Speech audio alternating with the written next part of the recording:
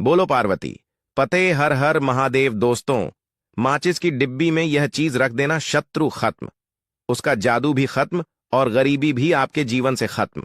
शुरू से घर में गरीबी हो, पैसा ना टिकता हो, कर्ज हो, और चाहे आपके 1000 शत्रु हो, लाख शत्रु हो या करोड़ ही शत्रु क्यों ना हो, सिर्फ माचिस की डिब्बी में एक छोटी सी चीज आपको रखनी है और जीवन से हमेशा के लिए शत्रु की छुट्टी हो जाएगी। मतलब, चाहे आपके गुप्त शत्रु हो या फिर वह शत्रु जिन्हें आप जानते हैं, ऐसे दुश्मन जिन्होंने आपको परेशान कर रखा है, तो ऐसा समझ लीजिए, अब माचिस की डब्बी आपके जीवन से शत्रुओं को दूर कर देगी।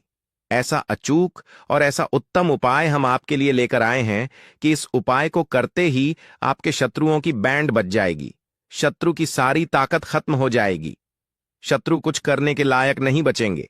आज जो आपको अपनी ताकत दिखा रहे हैं, आपसे दुश्मनी रहे हैं, बिना गलती के भी अगर आपके साथ बुरा कर रहे हैं, ऐसा समझ लीजिए आज से उनकी उल्टी गिनती शुरू हो जाएगी जब से आप इस उपाय को कर लेंगे। शत्रु मुक्ति का इतना अचूक उपाय आपके लिए लेकर आए हैं कि इस उपाय को करने से शत्रु पूरी तरह परास्त भी हो जाएंगे और कभी जीवन में लौट कर नहीं आएंगे। मतलब, गलती नहीं करेंगे, आपको परेशान करने की, आपको कष्ट देने की या आप ऊपर किया कराया करवाने की। और अगर उन्होंने कुछ करवा रखा होगा, जैसे बहुत सारे जो लोग होते हैं, जो शत्रु होते हैं, वह तांत्रिकों के पास, बहुत सारे लोगों के पास जाकर कुछ इस तरह का किया कराया करवा देते हैं कि व्यक्ति को हर तरफ से बर्बाद कर देते हैं। लेकिन आप विश्वास मानिएगा, जो उपाय हम आपके लिए लेकर आए हैं, इस उपाय को करने से आपके जीवन से शत्रु की छुट्टी भी होकर रहेगी और फिर कभी शत्रु को परेशान नहीं कर पाएंगे। इस उपाय को करने में आपका कोई 1 रुपया नहीं लगने वाला है। सिर्फ और सिर्फ आपको माचिस से यह उपाय करना है, और माचिस तो हर किसी के घर में होती है, और माचिस से ही आप अपने शत्रुओं को, अपने दुश्मनों को अपने जीवन से निकालकर बिल्कुल दूर कर सकते हैं। कभी आपको शत्रु परेशान नहीं करेंगे। जब माचिस का छोटा सा उपाय आप करेंगे, आपको माचिस में बस एक चीज रखनी है। कौन सी चीज, कैसे रखनी है, किस दिन यह उपाय आपको करना है, पूरा आपको वीडियो में बताने वाले हैं। लेकिन उससे पहले आपको लगाना है जयकारा। देखिए, जयकारा सबसे पहले इसलिए लगा दीजिए क्योंकि जैसे ही जयकारा लगाते हैं, बालाजी महाराज की कृपा सीधे सीधे आपको मिलती है।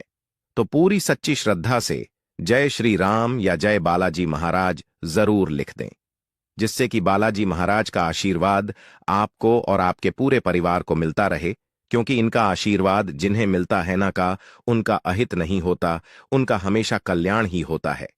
इसीलिए और वीडियो को लाइक, चैनल श्री शिवाय टीवी को सब्सक्राइब जरूर कर लें, क्योंकि बालाजी महाराज के आशीर्वाद से आपकी समस्या के हल आपको मिलते हैं। यह वीडियो आप तक पहुंचती है, उपाय आप तक पहुंचते हैं, उन्हीं का आशीर्वाद है। तो उनका आशीर्वाद बना रहे और हमेशा आपके घर में धन, सुख, समृद्धि आए, ऐसी कृपा बालाजी महाराज आप पर करें। तो चलिए जल्दी से बात कर लेते हैं उपाय की। देखिए, उपाय स्त्री भी कर सकती है, पुरुष भी कर सकते हैं। यह उपाय आप किसी भी दिन कर सकते हैं, ठीक है ना? बुधवार का दिन है, शनिवार का दिन है, रविवार का दिन है, अमावस्या के दिन भी आप इस उपाय को कर सकते हैं। तो कहने का मतलब है किसी भी दिन आप इस उपाय को कर सकते हैं, क्योंकि यह एक टोटका है और टोटके किसी भी दिन आप कर सकते हैं, ठीक है ना? गुप्त शत्रु के लिए भी कर सकते हैं, और जिन लोगों को आप जानते हैं कि यह व्यक्ति मेरा मेरा दुश्मन है, उसके लिए भी आप यह उपाय कर सकते हैं। किस समय करना है? सुबह, शाम, दोपहर, किसी भी समय यह उपाय आप कर सकते हैं। तो चलिए बात कर लेते हैं उपाय की। देखिए, जयकारा नहीं लगाया हो तो जल्दी से जयकारा लगा दीजिए। सबसे पहले आपको एक माचिस लेनी है, माचिस की पूरी डब्बी लेनी है। माचिस भरी हुई होनी चाहिए, तीली उसके अंदर हो। खाली माचिस बिल्कुल आपको नहीं लेनी है, भरी हुई माचिस लेनी है। साथ ही साथ एक छोटा सा कागज आपको लेना है। कागज ऐसा लें जिस पर कोई लाइन ना हो, कुछ लिखा हुआ ना हो, सिंपल कागज, सफेद रंग का। साथ ही साथ आपको क्या करना है, काले रंग का एक पेन भी लेना है। तो काले रंग का मार्कर होता है, वह भी आप ले सकते हैं। कोई भी पेन ले लीजिए, रंग काला होना चाहिए।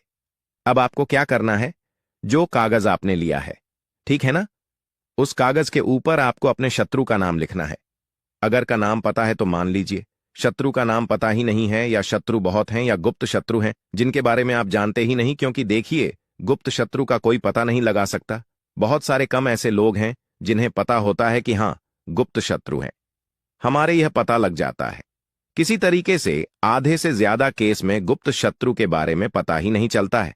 इसलिए आप नाम ना लिखकर शत्रु या गुप्त शत्रु लिखेंगे पर्ची पर, तो आपको ज्यादा लाभ होगा। इससे क्या होगा, आपके जितने भी शत्रु हैं, न 2 हैं, 3 हैं, 4 हैं, 1000 हैं, कितने भी हैं, सभी परास्त हो जाएंगे और सभी आपके जीवन से दूर हो जाएंगे। मतलब उनकी पूरी ताकत खत्म हो जाएगी, कुछ आपका नहीं बिगाड़ पाएंगे। तो कोशिश वह कितनी भी कर लें कि आपका नुकसान करना है, धन हानि करनी है, व्यापार खराब करना है, लेकिन सिर्फ सोचेंगे, कर कुछ नहीं पाएंगे। तो देखिए, पर्ची पर आपको नाम लिख लेना है, या फिर नाम ना लिखकर आप शत्रु लिखें तो ज्यादा उत्तम है। शत्रु लिख लिया, अब उस पर्ची को आपको फोल्ड कर लेना है, ठीक है ना, मोड़कर उसे बंद कर लेना है पर्ची को। अब जो माचिस है आपके पास, उस माचिस के अंदर इस पर्ची को, इस सफेद रंग के कागज को जिस पे आपने शत्रु लिखा है, उस पर्ची को आपको रख लेना है। रख लिया, अब इस माचिस को आपको बंद करके अपने पास रख लेना है। माचिस खोलकर ही उसके अंदर आपको पर्ची रखनी है, और फिर माचिस को 24 घंटे तक, कितने घंटे, 24 घंटे यानी 24 आवर, 24 घंटे आपको उस माचिस को अपने पास रखना है। देखिए, जब 24 घंटे हो जाएंगे, उसके बाद आपको क्या करना है। 24 घंटे में आप सोचें कि रात में आप सो रहे हैं, तो क्या माचिस को बाहर निकाल कर रखना है? नहीं, सोते समय भी उस माचिस की डिब्बी को अपने पास रखना है, ठीक है ना। अपनी पॉकेट में आप रख सकते हैं, तकिया के पास रख सकते हैं, कहीं भी रखिए, रखना अपने पास। जब 24 घंटे हो जाएंगे, उसके बाद अगले दिन आपको क्या करना है कि सुबह उठना है। जो भी आप काम करते हैं वह काम कर लीजिए। उसके बाद जब भी आपको समय मिले, उस समय आपको क्या करना है, कहीं एकांत स्थान पर जाना है, ठीक है ना। आप किसी ऐसे स्थान पर भी जा सकते हैं जहां पानी भरा होता है, इकट्ठा हो जाता है। ऐसे स्थान पर भी जा सकते हैं, या ऐसे स्थान पर चले जाइए जो बिल्कुल एकांत, जहां कोई आता जाता ना हो। एकांत व्यक्ति आए तो कोई बात नहीं, ज्यादा लोग ना आते जाते हो। ऐसे स्थान पर आपको जाना है और वहां जाकर फिर से आपको अपने शत्रुओं के बारे में सोचना है। ऐसा सोचना है कि मेरे जितने भी शत्रु हैं, अब वह परास्त हो रहे हैं, मेरे जीवन से दूर हो रहे हैं, और चाहकर भी अब वह मेरा कुछ नहीं बिगाड़ सकते।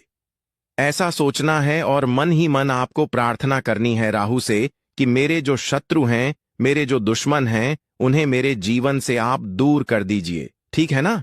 यह माचिस का उपाय राहु से जुड़ा हुआ है। अब आपको क्या करना है, उस पूरी माचिस की डिब्बी को वहां एकांत में फेंक कर आ जाना है। तो माचिस की डिब्बी को जब फेंकेंगे, पर्ची के साथ ही आपको फेंकना है। ऐसा नहीं है कि आप सोचे माचिस के अंदर से पर्ची निकालकर आपको उस डिब्बी को फेंकना है। पूरी की पूरी डिब्बी ऐसे ही फेंक कर आ जाना है, तीली के साथ, पर्ची के साथ, पूरी माचिस, और फिर पलटकर आपको नहीं देखना है। सीधे अपने घर पर आइए, हाथ पैर धो लीजिए। बाकी आपको कुछ भी करने की जरूरत नहीं है। कितनी यह उपाय करना है, सिर्फ एक बार करना है, ज्यादा बार यह उपाय नहीं करना है। सिर्फ एक बार तो किसी भी दिन आप यह उपाय करिए। शत्रु 1 हो, 2 हो, लाख हो, 1000 हो, करोड़ ही क्यों ना हो, आपके जीवन से दूर हो जाएंगे और कभी आपको परेशान नहीं कर पाएंगे। तो बहुत उत्तम, बहुत अचूक उपाय है, करिए और रातों रात इसका चमत्कार देखिए। देखिए, यह उपाय स्त्री पुरुष कोई भी कर सकता है। किस समय करना है, सुबह में, दोपहर, कभी भी इस उपाय को आप कर सकते हैं, किसी भी दिन कर सकते, ठीक है ना। बाकी कुछ भी आपको पूछना हो, आप कमेंट सेक्शन में पूछ सकते हैं। बाकी बालाजी महाराज का जयकारा जरूर लगाइए, उनका आशीर्वाद आपको मिलता रहेगा। उनका आशीर्वाद जिन्हें मिलता है, उनका हमेशा कल्याण ही होता है, और कभी उन्हें शत्रु परेशान नहीं कर पाते हैं। अगर आप यहां तक वीडियो देख चुके हैं तो आपको बता दूं, आगे बताए जाने वाले उपाय इतने लाभकारी है, जिस किसी ने भी किए उसको 100% लाभ हासिल हुआ है। तो चलिए, साधारण जीवन में इस्तेमाल होने वाली वस्तुओं के कुछ धन प्राप्ति उपाय भी बताते हैं। ही तरह घर में और भी कुछ चीजें हैं जो आपके वास्तु दोष का कारण बनती हैं और आपकी परेशानी की वजह बनती है। तो आइए पहले जान लें, क्या आपको अपने घर में वास्तु दोष के बारे में कैसे पता लगता है और किस तरह से आप बड़ी ही आसानी से इसे कर सकते हैं। दोस्तों, वास्तुशास्त्र के अनुसार किसी भी घर में वास्तु दोष होने से सुख, शांति और पारिवारिक उन्नति में बाधा पैदा होती है। वास्तु दोष के कारण पनपने वाली नकारात्मक ऊर्जा से व्यक्ति के भाग्य पर बुरा असर पड़ता है। साथ ही घर के लोगों को कई तरह की परेशानियों का सामना करना पड़ता है। दोस्तों, शास्त्रों के अनुसार अगर हम यह छोटे मोटे उपाय कर लें तो अपने घर नेगेटिव एनर्जी से छुटकारा पा सकते हैं। तो आइए जानते हैं। लेकिन उससे पहले दोस्त, आपसे रिक्वेस्ट है कि वीडियो को लाइक करें, अपने दोस्तों के साथ शेयर करें, और अगर आपने अभी तक चैनल श्री शिवाय टीवी को सब्सक्राइब नहीं किया तो सब्सक्राइब करके बेल आइकॉन जरूर प्रेस कर लें। दोस्तों, नंबर 1, जीवन में तरक्की पाने के लिए रोज पहली रोटी गाय को दें, पीपल को जल चढ़ाएं और चींटियों को मिला आटा दें। तांबे के लोटे में जल लाल चंदन मिलाकर रात को अपने सर के पास रखकर सो जाए। सुबह उस जल को तुलसी को चढ़ा दें। ऐसा करने से आपकी परेशानियां धीरे धीरे दूर हो जाएंगी। नंबर 2, वास्तु के मुताबिक अगर आपके घर में तिजोरी है और आप उसके सामने शीशा लगा दें तो इससे धन में बरकत होती है। व्यापारी लोग अपने कैश बॉक्स के सामने शीशा लगाएं, इससे आपके ग्राहक बढ़ेंगे। दोस्तों, 3 झाड़ू, पोछा कभी भी खुले में नहीं रखना चाहिए।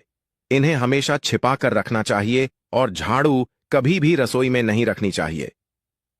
नंबर 4, शौचालय का दरवाजा हमेशा बंद होना चाहिए। माना जाता है कि घर की नकारात्मक ऊर्जा शौचालय में ही बात करती है। ऐसे में अगर शौचालय का दरवाजा खुला रहता है तो नकारात्मक ऊर्जा आपके घर में प्रवेश करती है। नंबर, घर में सुख शांति के लिए कपूर को घी में डुबाकर सुबह शाम जलाना चाहिए। इससे घर में वास्तु दोष भी कम होता है और रह रहे सदस्यों के जीवन की परेशानियां दूर होती हैं। दोस्तों, नंबर 6, दुर्घटना से बचने के लिए शाम को हनुमान चालीसा के बाद कपूर जरूर जलाना चाहिए। नंबर 7, घर में जिस जगह वास्तु दोष हो वहां कपूर की 2 टिकियां रखें। खत्म हो जाने के बाद वहां दोबारा इसे रखें। नंबर 8, अस्त के बाद कभी भी किसी को दूध, दही या प्याज नहीं देना चाहिए। यह भाग्य में बाधक भी बन सकता है। नंबर 9, घर के मुख्य द्वार पर कूड़ादान कभी भी ना रखें। नंबर 10, घर में टूटा हुआ शीशा कभी भी नहीं होना चाहिए। नंबर 11, अच्छे भाग्य के लिए सुबह नहाते समय पानी में थोड़ा सा कपूर का तेल मिलाएं। शनिवार को चमेली का तेल भी मिला सकते हैं। नंबर 12, लक्ष्मी की कृपा पाने के लिए रोज रात को रसोई अच्छी तरह से साफ करके चांदी की कटोरी में कपूर और लौंग जलाएं। यह प्रक्रिया रोज की जाए तो घर में बरकत बनी रहती है और मां लक्ष्मी जल्द ही ऐसे घर से आकर्षित होती है। ऐसे घरों से नकारात्मकता हमेशा दूर रहती है। दोस्तों, नंबर 13, घर के सोने वाले कमरे में पौधे नहीं लगाने चाहिए। इससे आपके ऊपर नकारात्मक असर हावी हो सकता है। नंबर 14, घर में पौधे लगाते समय पानी में सेंधा नमक डालें। सादे नमक का भी आप उपयोग कर सकते हैं, लेकिन दोस्तों ज्यादा फलदायी होता है। आपको शुभ फल जल्द ही हासिल होंगे। दोस्तों, घड़ी की सही दिशा आपके जीवन को भी सही रास्ता दिखाने में मदद कर सकती है। इसके अलावा कैलेंडर को किस जगह लगाना चाहिए और किस जगह पर नहीं, यह भी हम जानेंगे। सबसे पहली बात जिसकी हम बात करेंगे वह है, दोस्तों, घड़ी का आकार यानी घड़ी की शेख। दोस्तों, शास्त्र के अनुसार गोलाकार की घड़ी या अंडाकार घड़ी सबसे उत्तम मानी जाती है, पर आजकल देखा जा रहा है कि बाजार में कई तरह की घड़ियां मौजूद हैं जिसमें घर के सदस्य या भगवान की तस्वीरें और फोटो भी लगी होती हैं। लेकिन दोस्तों, आपको बता दें कि घड़ी के साथ तस्वीरें लगाना बिल्कुल भी सही नहीं है। इससे आपके घर के सदस्यों के जीवन पर समय का असर देखने को मिल सकता है। और की तस्वीर घड़ी में बिल्कुल भी नहीं लगानी चाहिए, क्योंकि भगवान की तस्वीर को रोज धूप, दीप, अगरबत्ती और पूजन की आवश्यकता होती है और घड़ी तो कई महीनों तक धूल में पड़ी रहती है। इससे भगवान का अपमान होता है और यह शुभ नहीं माना जाता। हो सके तो घड़ी का आकार गोल और अंडाकार ही पसंद है। घड़ी का गोल या अंडाकार बोना हमारी पृथ्वी के आकार को दर्शाता है, जो को और घड़ी में नुकीले कौन होते हैं, और वास्तु के अनुसार नुकीली चीजें नकारात्मक ऊर्जा का संचार करती है। दोस्तों, अगली बार जिसका आपको ख्याल रखना है वह यह है कि घड़ी को स्वच्छ रखें, साफ सफाई का ध्यान रखें, धूल ना जमा होने दें और कहीं से भी घड़ी टूटी फूटी नहीं होनी चाहिए। दोस्तों, जैसा कि हम सभी चाहते हैं कि हमारे जीवन में सब अच्छा और बेहतर होता रहे, तो उसके लिए हम खुद को संवारे रखते हैं, नए कपड़े और नए आभूषण पहनते हैं। उसी तरह अपने घर की घड़ी को स्वच्छ और नए जैसा ही रखना चाहिए। यह कहीं से भी टूटी फूटी नहीं होनी चाहिए। समय समय पर घड़ी पर छड़ी, धूल और जालों को साफ करते रहें, जिससे आपका भाग्य भी धुंधला नहीं पड़ेगा। दोस्तों, कई घरों में आदत होती है कि पुरानी गाड़ी को बनवाकर ही चलाते रहते हैं। एक जगह नई घड़ी आई तो पुरानी किसी और जगह लगा देते हैं। कृपया ध्यान रखें, घर में पुरानी या फिर टूटी हुई या धूल छड़ी हुई और बंद गाड़ी तो बिल्कुल भी ना रखें। क्यों? इससे घर में नकारात्मकता और दरिद्रता का वास होने लगता है। बंद पड़ी घड़ी को घर में रखने से व्यक्ति के जीवन में नए अवसर नहीं आते और वह अपने कार्य में सफलता हासिल नहीं कर पाता। अगली बार जिसका आपको ध्यान रखना है वह है घड़ी की सही दिशा। घड़ी को कभी भी दक्षिण दिशा में नहीं लगाना चाहिए। दक्षिण दिशा यमलोक की दिशा मानी जाती है। काल का अंतिम चक्र यहीं से शुरू होता है। इसीलिए वास्तुशास्त्र में इस दिशा को घड़ी के लिए अशुभ माना गया है। घर में घड़ी को उत्तर दिशा, पूर्व दिशा या पश्चिम दिशा में आप लगा सकते हैं, लेकिन ध्यान रखें कि घड़ी को कभी भी मुख्य द्वार, कमरे के दरवाजे या आने जाने के लिए उपयोग किए जाने वाले दरवाजे के ऊपर कभी भी नहीं लगाना चाहिए। इससे समय का असर आपके आने जाने की गति और दिनचर्या पर पड़ सकता है। दोस्तों, घड़ी के साथ कैलेंडर का भी ध्यान रखें। जहां घड़ी समय का चिन्ह है, तो वहीं कैलेंडर उससे जुड़ी तारीखों का लेखा जोखा बताता है। कैलेंडर को पूर्वी और उत्तरी दिशा की दीवार पर कभी भी नहीं लगाना चाहिए। यह इससे वास्तु दोष उत्पन्न होता है और कृपया करके अपने घरों में नए कैलेंडर के साथ पुराना कैलेंडर कभी भी ना लगाएं। दोस्तों, घड़ी और कैलेंडर दोनों ही आने वाले समय के सूचक हैं। जो आगे बढ़ने की प्रेरणा देते हैं, उन्हें समय के अनुसार ही लगाना चाहिए। इस बात का हमेशा ध्यान रखें कि घड़ी का समय हमेशा सही होना चाहिए। बहुत से लोगों की आदत होती है, घड़ी का समय आगे या पीछे रखते हैं, तो यह गलती आप ना करें। समय हमेशा सही रखें। इससे आपको कभी भी समय का कालचक्र और दुष्ट परिणाम हासिल नहीं होता। यह छोटा सा आप जरूर करके देखिए। दोस्तों, छोटी छोटी बातें हैं जिनका आपको ध्यान रखना है। दोस्तों, रखी हुई घड़ी और पुराना कैलेंडर आपके भाग्य को भी रुकावटों से भर देता है। इसीलिए वक्त के साथ आगे बढ़ते रहने के लिए घड़ी और कैलेंडर को बदलते रहिए और कैलेंडर को कभी भी अपने सोने के कमरे में ना लगाएं, ना ही इसे कभी मुख्य द्वार पर टांगे। यह शुभ नहीं माना जाता। पुरानी घड़ी को दान में देना शुभ माना जाता है। इससे आपके जीवन से बुरा समय निकल जाता है। इसीलिए अगर आपके घर में कोई पुरानी घड़ी है जो टूटी फूटी ना हो और खराब ना हो, तो वह आप किसी जरूरतमंद को दान में जरूर दें। दोस्तों, हमारे हिंदू संस्कृति में प्रत्येक घर में प्रतिदिन पूजा पाठ करने की परंपरा है और इसके लिए सभी अपने घरों में अपने आराध्य का छोटा सा ही क्यों ना हो, परंतु एक मंदिर अवश्य ही बनाते हैं। नियमित पूजा पाठ करने से न सिर्फ मानसिक शांति मिलती है, बल्कि पूरे घर में सकारात्मक ऊर्जा भी व्याप्त हो जाती है। परंतु यह बात भी सच है कि पूजा पाठ करने के कुछ नियम भी होते हैं, जिन्हें यदि हम कर देते हैं तो हमें हमारी पूजा का पूरी तरह से फल हासिल नहीं होता। पूजा करने के नियम प्राचीन काल से ही चले आ रहे हैं, जो कि एक ठोस धरातल पर आध्यात्मिक और वैज्ञानिक दोनों ही दृष्टिकोण से ध्यान में रखकर बनाए गए हैं। इसलिए हमें इन नियमों को बिल्कुल भी अनदेखा नहीं करना चाहिए। ऐसा ही एक महत्वपूर्ण नियम है नाद, यानी कि पूजा करते समय हम जब घंटी बजाते हैं, उसे बजाने के लिए शास्त्रों कुछ नियम निर्धारित किए गए हैं। शास्त्रों में देवताओं के सामने घंटी बजाने का बहुत अधिक महत्व बताया गया है, जिसे हम इस कृष्ण श्लोक के द्वारा समझ सकते हैं।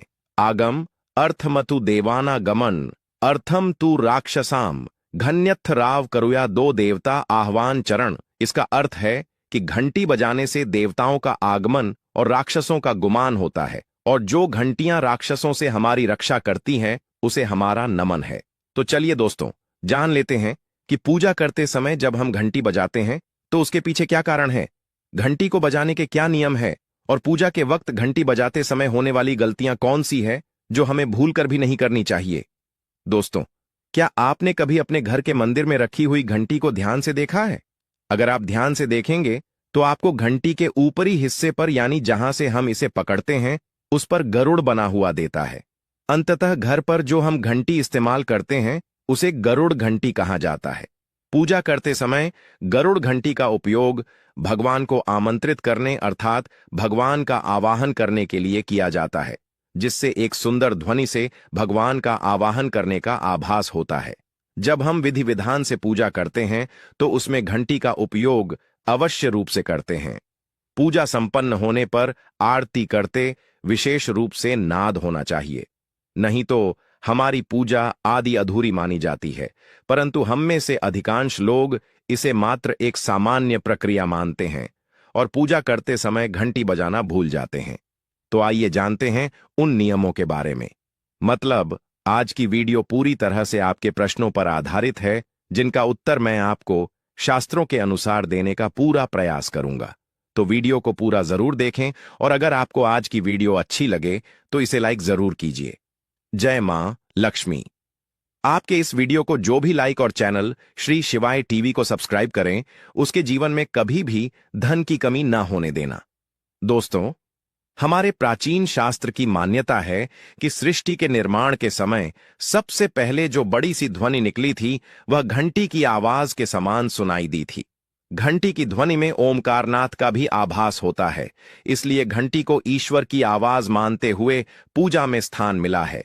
इसलिए घंटी का कभी भी अपमान न करें और जिस तरह से देवी देवता की पूजा की जाती है वैसे ही घंटी की भी पूजा करनी चाहिए। दूसरी बात, घंटी को प्रणाम करके ही उसे बजाना चाहिए। बिना प्रणाम किए घंटी बजाना अच्छा नहीं समझा जाता।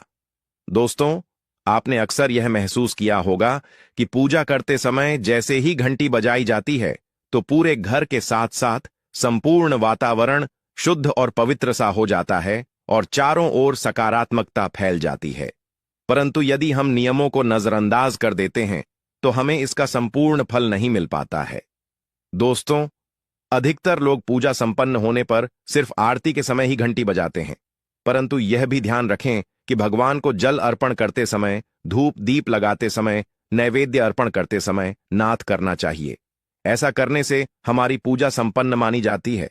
दोस्तों, घंटी बजाते समय भगवान का नाम अथवा आरती अवश्य बोलनी चाहिए। 1 या 2 मिनट ना हो, परंतु प्रतिदिन सुबह शाम घर में घंटी अवश्य बजानी चाहिए। यदि आपको अपने घर में या अपने आप में नकारात्मकता महसूस हो तो आप थोड़ी देर के लिए भगवान के सामने घंटी अवश्य बजाएं। सारी नकारात्मकता नष्ट हो जाएगी। दोस्तों, पूजा घर में शनि महाराज एकांत, विरह, उदासीनता और वैराग्य के देवता माने जाते हैं, जबकि गृहस्थी को चलाने के लिए राग, प्रेम एवं भौतिक चीजों की जरूरत होती है। इसलिए शनि की मूर्ति को घर में नहीं लाना चाहिए। दोस्तों, सबसे पहली बात, दीपक और धूप दान की। भारत की परंपरा मिट्टी से जुड़ी हुई है, इसीलिए मंदिर में पारंपरिक मिट्टी का दीपक अवश्य होना चाहिए। अगर आप मिट्टी का दीपक नहीं रख सकते हैं तो धातु के दीपक का उपयोग करें। अगर भगवान में आपकी आस्था ज्यादा हो तो आप उपला रखकर गुड़ और घी का धूप भी दे सकते हैं। ऐसा करने से घर में सुख शांति बनी रहती है। दूसरी चीज, घर के मंदिर में स्वास्तिक अवश्य होना चाहिए। या तो आप इसे बना लें, क्योंकि स्वास्तिक आपके घर की शक्ति, सौभाग्य, समृद्धि और शुभता का प्रतीक समझा जाता है। यही मुख्य कारण है कि कोई भी शुभ कार्य करने से पहले स्वास्तिक का चिन्ह अवश्य बनाया जाता है। तीसरी चीज है कलश। भगवान श्री कृष्ण कहते हैं, कलश सुख और समृद्धि का प्रतीक है।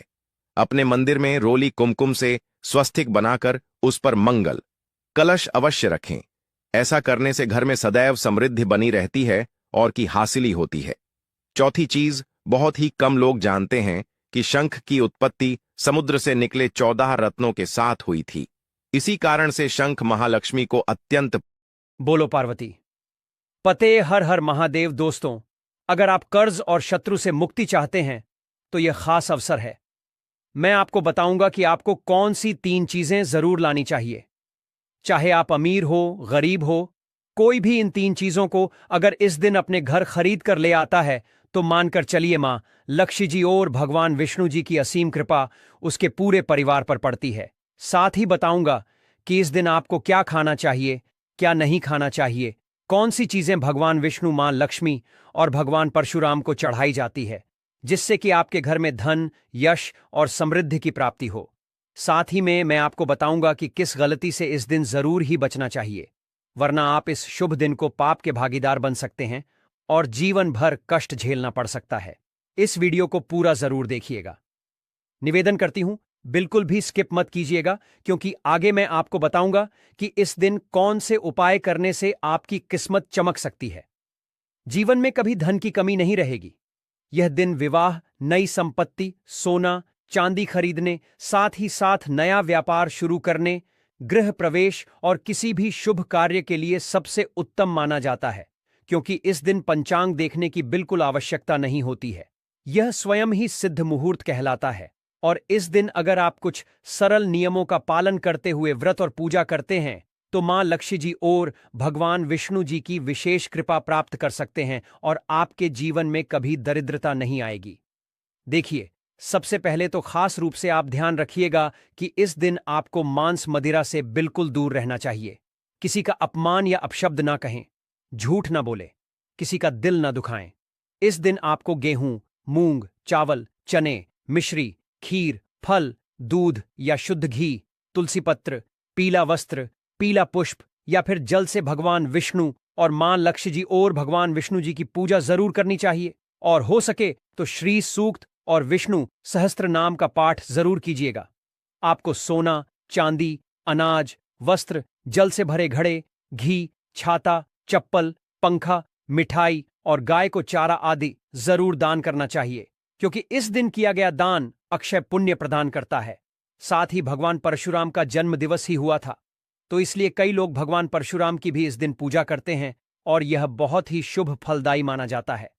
दोस्तों, आपको पता है कि हमारे चैनल पर बिल्कुल सटीक सही जानकारी जनसाधारण भाषा में और बहुत ही छोटे रूप में बताई जाती है। अगर आपके मन में किसी भी प्रकार का कोई प्रश्न उठता है तो वह मुझे कमेंट सेक्शन में जरूर लिखिएगा। साथ ही वीडियो को लाइक करना बिल्कुल मत भूलिएगा। चैनल को सब्सक्राइब करके पास वाला बेल आइकॉन जरूर प्रेस कीजिएगा ताकि हर मेरी वीडियो आप तक बिल्कुल मुफ्त में पहुंचती चली जाए। तो कमेंट बॉक्स में अपनी राशि जरूर लिख दीजिएगा। राशि अनुरूप उपाय मैं आपको कमेंट के माध्यम से ही बताऊंगा। तो देखिए, जैसा कि आप वीडियो के टाइटल से और थंबनेल से भी समझ चुके होंगे कि मैं यहां पर आपको 3 चीजें खरीदने के बारे में बताने वाली हूं जो कि बेहद ही शुभ होंगी और यह कभी भी आपके घर में अन्न और धन को समाप्त नहीं होने देंगी। तो देखिए, खास तौर पर तो इस दिन सोना, चांदी और जमीन या प्रॉपर्टी खरीदना अत्यंत फलदायी माना जाता है, क्योंकि सोना लक्ष्मी का प्रतीक है और इसे खरीदने से घर में समृद्धि और धन वैभव बना रहता है। चांदी भी शुभता और चंद्रमा की शीतलता ऊर्जा से जुड़ी हुई होती है, जिससे घर में शांति और मानसिक संतुलन बना रहता है। और वहीं अगर आप जमीन या प्रॉपर्टी में निवेश करना चाहते हैं तो यह स्थायी सुख, समृद्धि और पीढ़ी दर पीढ़ी लाभ दिलाने वाला माना जाता है। लेकिन ऐसे व्यक्तियों का क्या, ऐसे लोगों का क्या जो यह सब चीजें नहीं खरीद सकता है या फिर इसमें सक्षम नहीं है? इन चीजों के बिना क्या हमारे घर में मां लक्ष्मी जी और भगवान विष्णु जी प्रवेश नहीं करेगी? तो ऐसा बिल्कुल नहीं है दोस्तों। देवी लक्ष्मी की कृपा आप बहुत ही कम पैसे खर्च करके भी अपने घर में ला सकते हैं और इसमें आपकी आर्थिक स्थिति पर बिल्कुल भी प्रभाव नहीं पड़ेगा। छोटी सी चीजें खरीद कर भी मां लक्ष्मी जी और भगवान विष्णु जी आपके घर में खुशी खुशी प्रवेश कर सकती हैं। अगर कोई व्यक्ति आर्थिक रूप से सक्षम नहीं है या सक्षम है तो भी आप इन चीजों को खरीद सकते हैं। महंगी चीजें तो जैसा मैंने आपको बता ही दिया, लेकिन मैं यहां बात कर रही हूं सस्ती चीजों की। तो सबसे पहली चीज है पीतल या तांबे का सिक्का। ध्यान से सुनिएगा दोस्तों, पीतल और तांबा सूर्य और बृहस्पति ग्रह से जुड़े हुए होते हैं। यह ग्रह जीवन में तेज और उन्नति और धन का संचार करते हैं। वास्तु लाभ की बात करूं तो तांबे का लौटा या सिक्का घर में रखने से घर की नकारात्मकता, ऊर्जा जो है बिल्कुल दूर हो जाती है और इसे रसोई में रखने से वास्तु दोष समाप्त होने लगता है। देवी अन्नपूर्णा की कृपा बनी रहती है। तांबे के सिक्के को लाल कपड़े में बांधकर तिजोरी या फिर पैसे रखने की जगह पर अगर आप रख देते हैं तो इससे आपकी आय में वृद्धि होती है। पीतल के बर्तन में पानी भरकर पूर्व दिशा में रखने से सूर्य की ऊर्जा बढ़ती है और रोग और कष्ट बिल्कुल दूर होते हैं। अगली वस्तु है हल्दी की गांठ। ध्यान से सुनिएगा दोस्तों, हल्दी को मां लक्ष्मी जी और भगवान विष्णु जी का रूप माना जाता है। यह सौभाग्य, समृद्धि और शुद्धता का प्रतीक है। हल्दी की गांठ को तिजोरी या फिर जहां पर भी आप पैसे रुपए रखते हैं, ज्वेलरी जहां आपकी रखती है, या वहां धन या पैसा रुपया जहां पर भी आप रखते हैं, वहां पर जरूर ही रखिएगा। घर में सकारात्मक ऊर्जा बनी रहेगी और कभी घर में कलह नहीं होगा। पत्ते इसे भी आप तिजोरी में रखिए। इससे घर में स्थायी लक्ष्मी का वास होता है, एक ऐसी लक्ष्मी जो घर में टिकी रहती है। कहते हैं ना कि लक्ष्मी किसी एक घर में नहीं टिकती है। तो अगर आप हल्दी की गांठ को इस तरीके से रखते हैं तो स्थायी रूप से वास होगा। कहने का तात्पर्य यह है कि अगर पैसा खर्च भी होगा तो कहीं ना कहीं से वापस घर में लौट कर आता रहेगा। हल्दी की गांठ को लाल मौली से बांधकर गले में धारण करने से बुरी नजर जो होती है वह बिल्कुल नहीं लगती है। तीसरी चीज बताती हूं दोस्तों, इस दिन अगर आप लेकर आते हैं तो यह सोने पर सुहागे का कार्य करता है। गोमती चक्र।